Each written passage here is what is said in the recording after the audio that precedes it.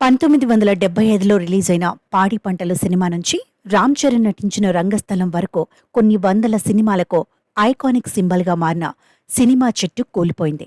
మరి ఈ చెట్టు ఏంటి, ఆ చెట్టుకు ఉన్న కథేంటి అనేది తెలుసుకుందాం. 100 ఏళ్లకు పైగా చరిత్ర కలిగిన సినిమా చెట్టు ప్రత్యేకత గురించి మాటల్లో చెప్పలేం.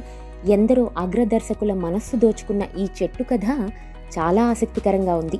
ఇంతకీ సినిమా చెట్టు ఎక్కడుంది, దీని ప్రత్యేకత ఏంటో తెలుసుకుందాం. గోదావరి గట్టున ఉన్న ఈ సినిమా చెట్టు కథను మాటల్లో చెప్పలేం. దాని చరిత్ర, సెంటిమెంట్ 100 ఏళ్లకు పైగా కొనసాగుతోంది.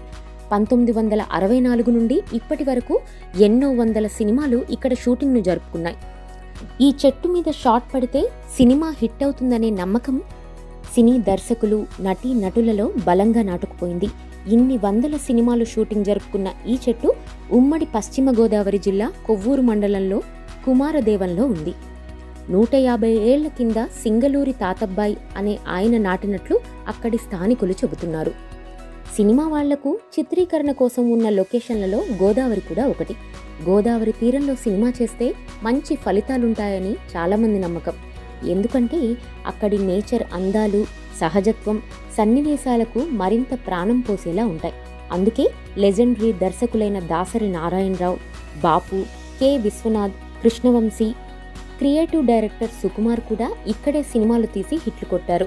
టాలీవుడ్ అగ్ర హీరోలు super star Krishna, megastar Chiranjeevi, Kamal Haasan, Rajinikanth, Mahesh Babu, Balakrishna, Ravi Teja లాంటి స్టార్ హీరోల సినిమాలు కూడా ఇక్కడే షూటింగ్ జరుపుకున్నాయి. గోదావరి తీరంలో గల కొవ్వూరు నుండి కుమారదేవం, పట్టిసీమ, పోలవరం, పాపికొండలు లాంటి ఆహ్లాదకరమైన వాతావరణం షూటింగ్లకు ప్రసిద్ధి చెందాయి. అందులోనూ ఈ సినిమా చెట్టు మరీ ప్రాముఖ్యతను సంతరించుకుంది. ఇక్కడి ప్రకృతి సోయగాలు, ఎత్తైన కొండలు, గోదావరి తీరపు సౌందర్యం అగ్ర దర్శకులు, నిర్మాతల మనస్సును దోచుకుంది. మరోవైపు ఇక్కడ షూటింగ్ జరుపుకున్న 300కు పైగా సినిమాల్లో ఎన్నో హిట్ చిత్రాలుగా నిలిచాయి.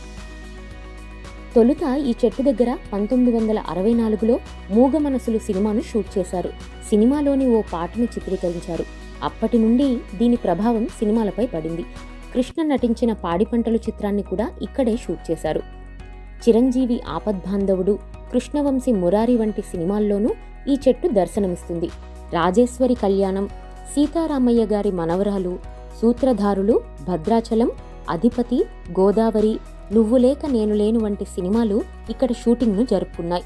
రాను ఈ చెట్టు దగ్గర ఒక్క షాట్ అయినా తీయాలని అక్కడ షూటింగ్ జరిపితే సినిమా హిట్ అవ్వడం ఖాయమనే నమ్మకం బాగా ఏర్పడిపోయింది. ఆ సెంటిమెంట్ ఇప్పటికీ కొనసాగుతోంది.